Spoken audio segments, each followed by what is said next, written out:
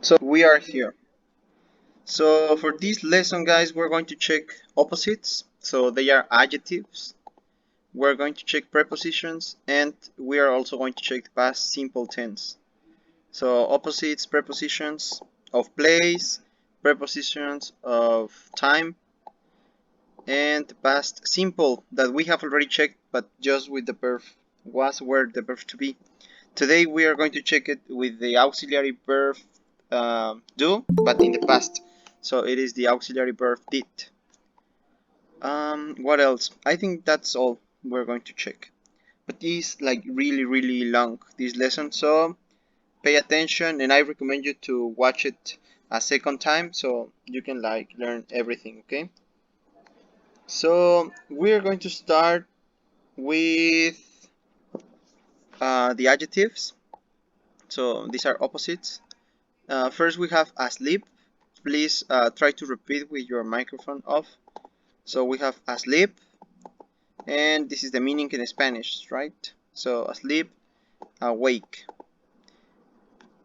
Beautiful, ugly. Beautiful, ugly. Okay. Then we have deep, shallow. Deep, shallow. Early, late. Early and late. Then we have easy and hard. Easy and difficult. So hard and difficult are pretty much synonyms. So you can say either hard or difficult. So for example, my class is really difficult or my class is really hard. They are synonyms. Then you have expensive and cheap, fast, slow, funny and boring. You have good and bad, handsome, handsome, and ugly again. Then, well, actually, beautiful is used mostly for women, and handsome is used for men. That's like the way we use it. We can also use beautiful for men, but it's not really common. Then the other that we have is happy. That's really easy. Happy, sad. We have hard and soft. Hard and soft. Then we have hot and cold. Hot, cold. Hungry and full. We have inside and outside. Then you have loose, tight, loose, tight.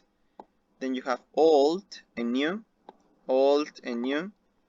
Then you have old and junk. So old could mean, well, could be used either for things or for people. So if you use old for things, then you have new. Like for example, my shoes are old or my shoes are new. But then you have for people. So you can say he is an old person. Okay, and he is a young person or a young boy. I don't know, whatever. Then you have open and close. Open and close. This could also be verbs. También pueden ser verbos estos. But here they are adjectives. So you can say the store is open or the store is closed. Then you have pretty and ugly. Pretty and ugly. Sharp, sharp and dull. Dull. Shy and friendly. Shy and friendly. Then you have skillful, unskillful. Then you have sour, sweet, sour and sweet. Then you have talkative, talkative, quiet, talkative, quiet. Then you have tender, tender, and aggressive, aggressive. And then you have tender and brutal, brutal. Yeah, I know it's weird, brutal. Yep. Any questions about pronunciation or anything?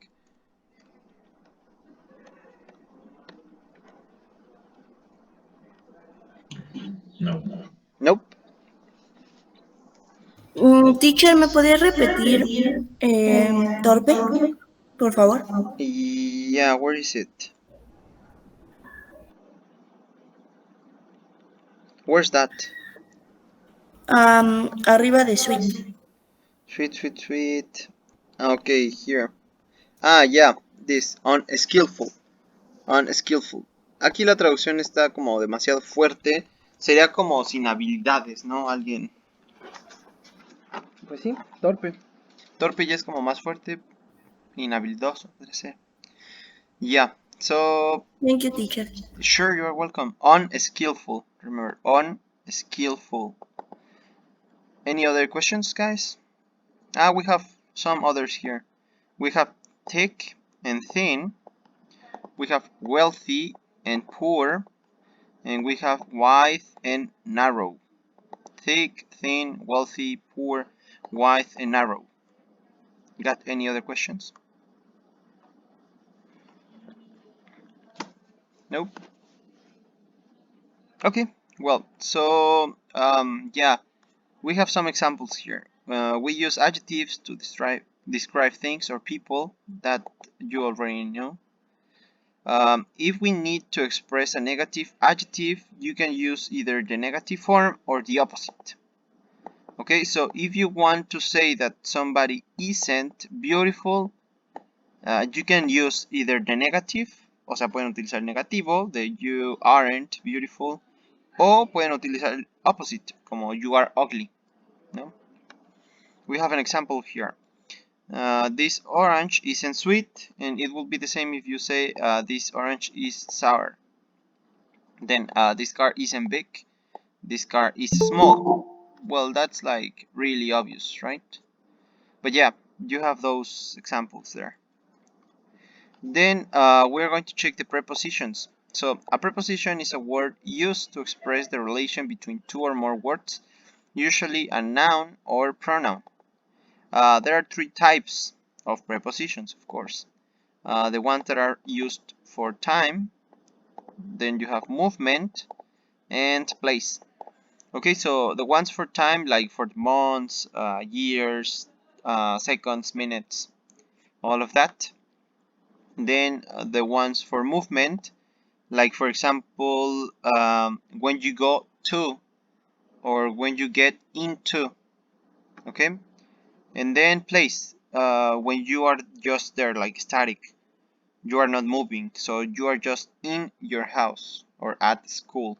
Okay, so yeah, we have too many examples here and too many prepositions, but let's check them.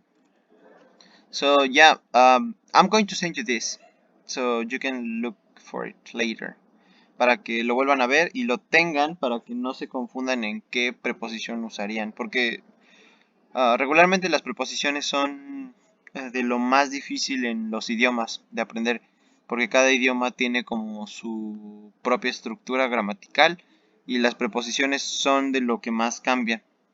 Entonces, el inglés, como tiene poquitas y estas poquitas que tiene se utilizan para varias cosas, son un poco difíciles para nosotros.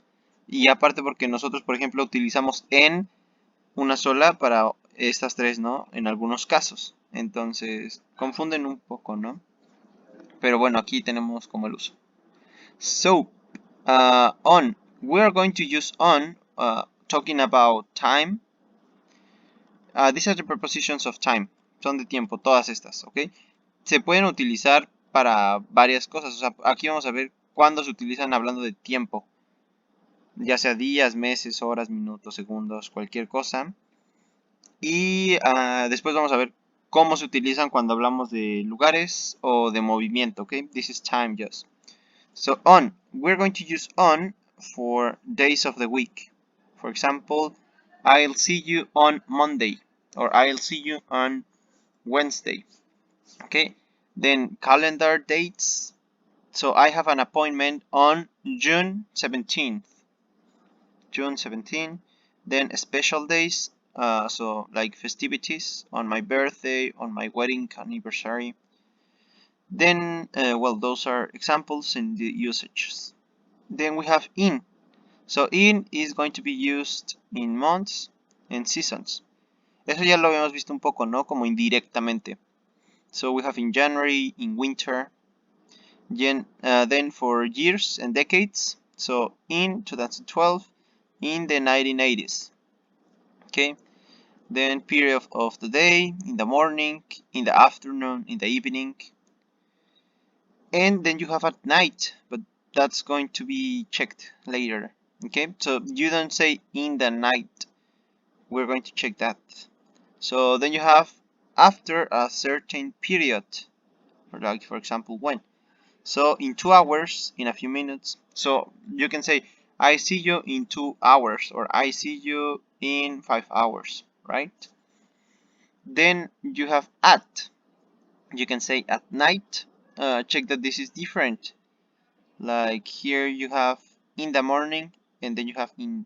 You use at night. For example, here at night, we not in the night. We don't say in the night. Okay, we say at night. That's what I was telling you.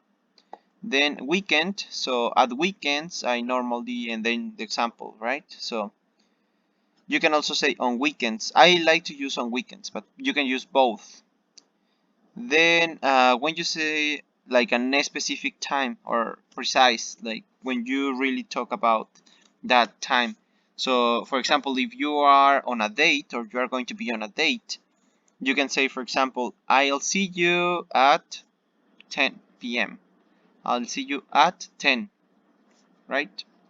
Then from or to.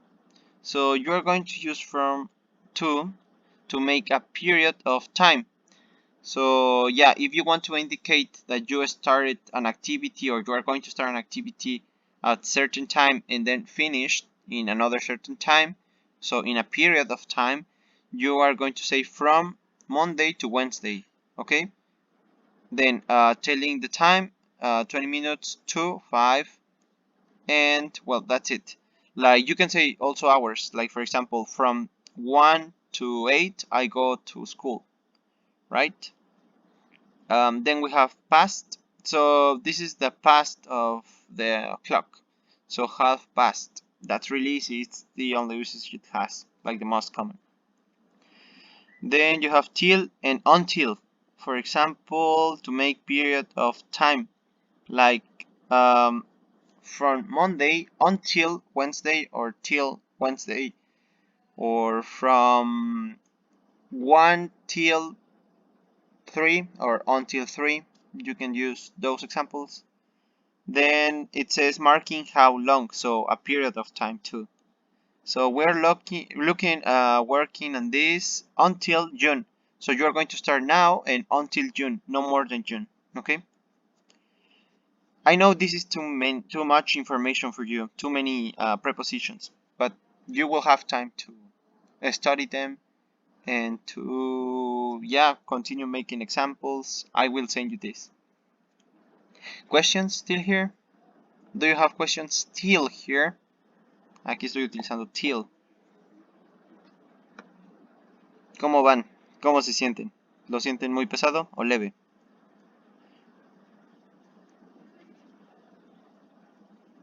¿Ya se durmieron?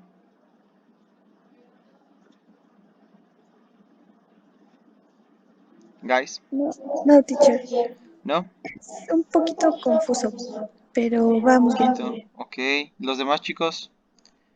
Díganme si no, Igual. ¿sienten que voy muy rápido o no tanto? No, solo que es un poquito confuso, pero lo iremos repasando y ya no será confuso. Bien, bien, ok, thank you. What about the others? No, yo tengo una duda en el until y en el till. ¿Es como de lunes a viernes? Como hasta.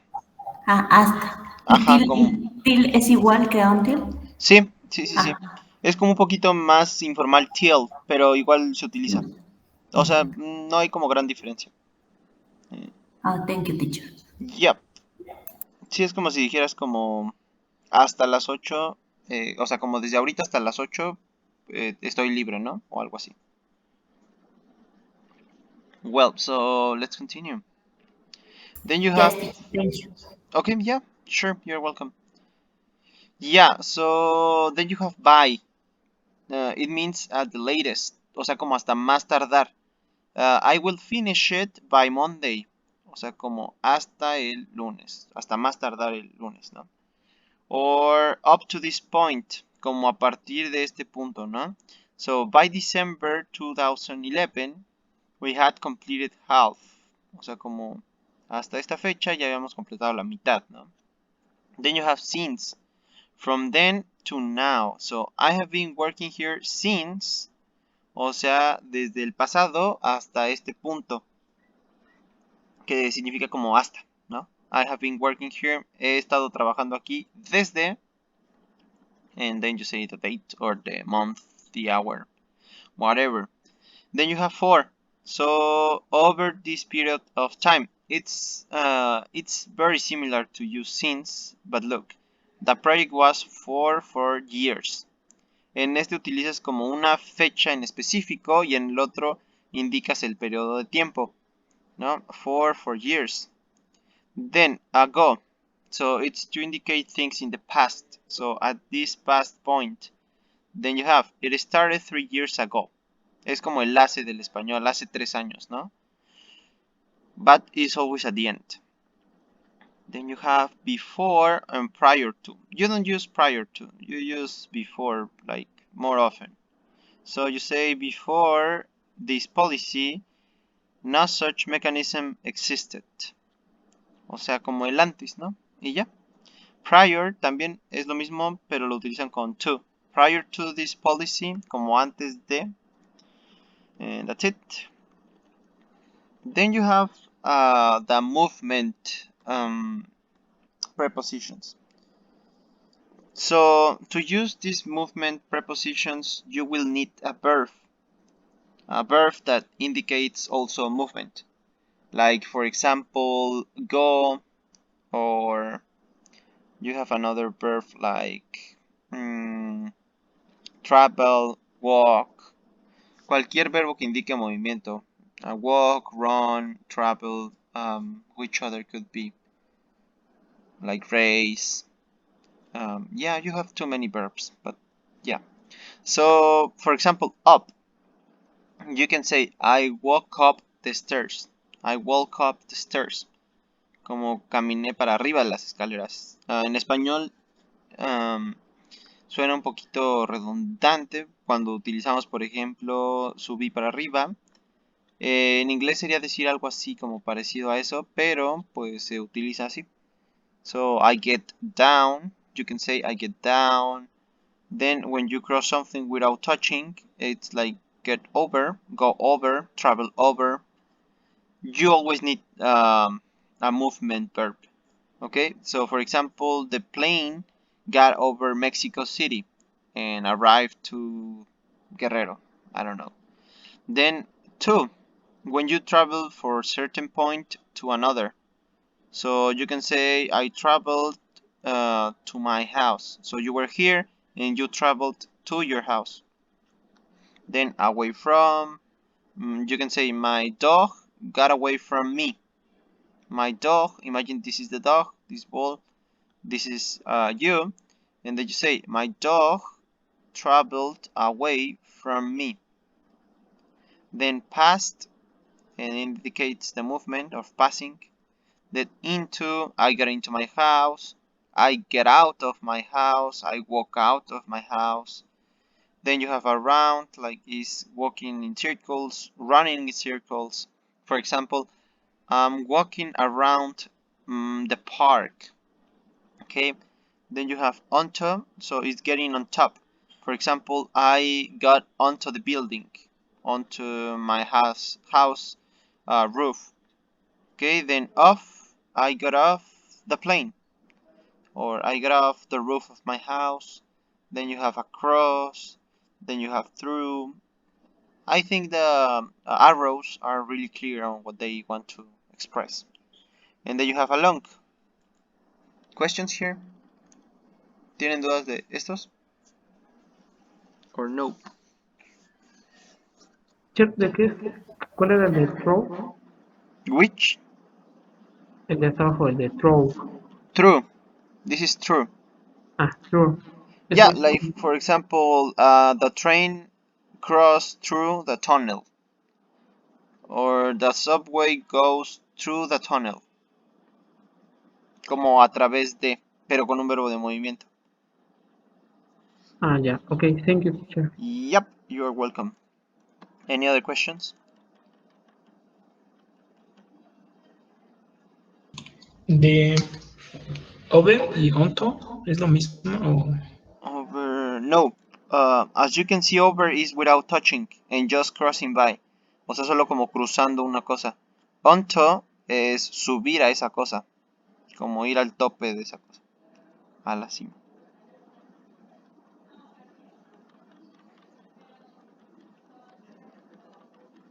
Any other questions? Teacher, ¿y el off es como saltar de o cómo? Como descender, bajar. Ah, ok. Que es Pero similar a... a Podría down. ser como down. Down es como...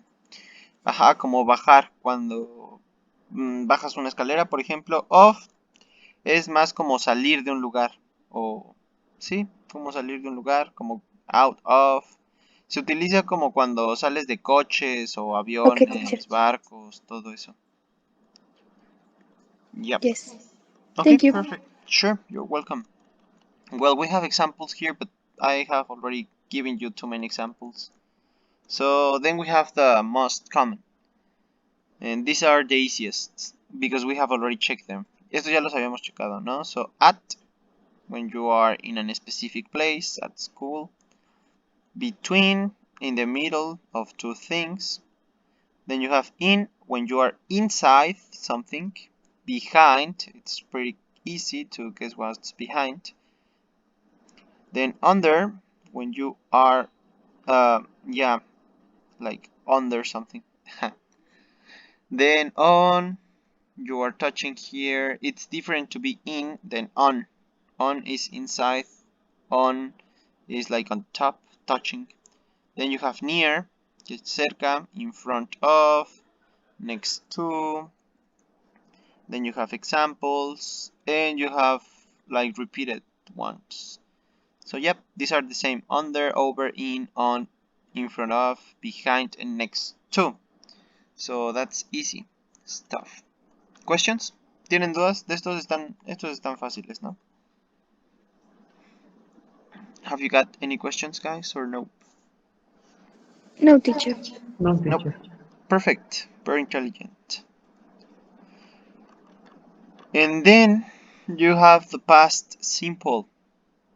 So, yeah, if you are asleep, wake up. Si están dormidos, despierten. Este tema es importante. No está tan difícil, pero es importante. Todos al 100, todos concentrados. Ready? Yes? Nope? Ready, teacher. Yep. Okay, so yeah, maybe give a slap to your face so you can wake up. So yeah, the past simple. So we use the past simple to express activities that start and finish at the past or in the past. Okay, so yeah, activities that started and finished in the past. Okay, then when we want to refer to these actions that happened at any time before now, we will use the following structures. Okay, so yeah, activities that started and finished. They are over. Okay, ya terminaron, empezaron, terminaron y ya, se acabó. Okay, porque hay otros tiempos para acciones que empezaron pero aún siguen pasando o aún se pueden repetir. Estas empezaron, terminaron y ya. Okay, so this is the structure for questions. So check. We're going to have this thing here that is going to be our auxiliary verb. Es el verbo auxiliar como do, does, pero en pasado. Solo es el pasado de do, que es did. Tenemos la misma estructura. Did you go and then to the beach last vacation? So this is pretty much our complement. This is the verb, the main verb. That's the subject, and this is the auxiliary verb. So the question is, did you go to the beach last summer? Then we have the next. Did she watch a movie yesterday? Did she watch a movie yesterday? So look at the verbs. They are not in past. no están en pasado los verbos, están en la forma infinitiva, ¿ok? Ahorita que veamos las respuestas, pues ya, les explico cómo se hace. Then, did your friend buy the new car? Actually, I didn't put the verb here in it's purple. Se me fue poner estos dos verbos en morado. Buy and do. But yeah, did your friend buy the new car? And then, what did you do last weekend? What did you do last weekend? And where did you listen to that song? Okay, so we have the question word. Tenemos question word. Then we have auxiliary verb, the subject, the main verb of the sentence in infinitive. And then we have the complement. Okay, so yeah, here's the structure. Question word, auxiliary verb in past, subject, verb in infinitive, and the complement. Okay, then we're going to check how to answer. But do you have any questions? ¿Tienen dudas de esto o vamos bien? Ya vamos a ver cómo responder. Questions? Nope. No. No, teacher. Nope. Okay, perfect. So, okay, to answer, for example, the first question, did she watch a movie yesterday? To affirmative answers, for affirmative answers, we're going to say, yes, she did. Now we are not going to use do, does, are, aren't, nope, not anymore. So if they are asking with did, you use did to answer, okay? Como ya están utilizando did para preguntar, utilizamos did para responder, okay? So, did she watch a movie yesterday? Yes, she did. She watched a movie yesterday. Now, if you realize, the verb is conjugated in the past tense. Si se dan cuenta aquí ya conjugamos el verbo en pasado. Okay, so she watched a movie yesterday. Okay, so these verbs that we are going to use are going to be conjugated or need to be conjugated. So let's go, for example, here in this part of the verbs. This is the verbs list. So this is the present. It's not the present. Actually, it is the radical form, like, you know. Then you have the past tense and the past participle tense. The one that we are going to use for the past simple is this column here, the second column. Esta columna la vamos a utilizar para el pasado simple. Ok, entonces vamos a conjugar los verbos en pasado. Por ejemplo, si queremos utilizar el verbo bring en pasado para decir como yo traje, diríamos I brought. Or catch, que es como atrapar, diríamos I caught, she grew, I lent my car, I lay, I lost, I made, I included. Ok, este tiempo. Después vamos a ver cuándo vamos a utilizar esta otra columna. Por ahora es esta, así que les recomiendo que vayan estudiando las listas de verbos que hay en el grupo, porque ya las vamos a utilizar. Okay, so, okay, I was here. Then, did your friend buy? You have the verb buy. So the past for the verb buy is bought. So, did your friend buy the new car? Then you have yes, he did. He bought the new car. Okay, so you have the verb bought. Independientemente ahora sí de quién sea la persona, he, she, it, they, I, we, you, quien sea, va a utilizar el mismo verbo en pasado, ya no se le va a agregar ese. Solo se le agrega ese en presente simple, ¿ok? En este caso para el pasado ya solo utilizan el verbo. So yes, he did. He bought the new car. Then you have, what did you do last weekend? Then I went to the cinema last weekend. Where did you listen to that song? And then you say, I listened to that song in the radio. Listened, past. Went, past. Okay, and then for negatives, you are going to say, for example, did she watch a movie yesterday? No, she didn't. She didn't watch a movie yesterday. No siempre tienen que responder negativo aquí, o sea, es solo el ejemplo. Podrían poner algo en positivo, una oración positiva, pero que sea diferente a lo que te preguntan, porque ya negaron. O sea, por ejemplo, No, she didn't. She read a book yesterday. She read a book yesterday. Then, did your friend buy the new car? No, he didn't. He didn't buy a new car or the new car. Or you can say, no, he didn't. He bought the new motorcycle. Okay, and that will be it. Y eso sería todo. Got any questions?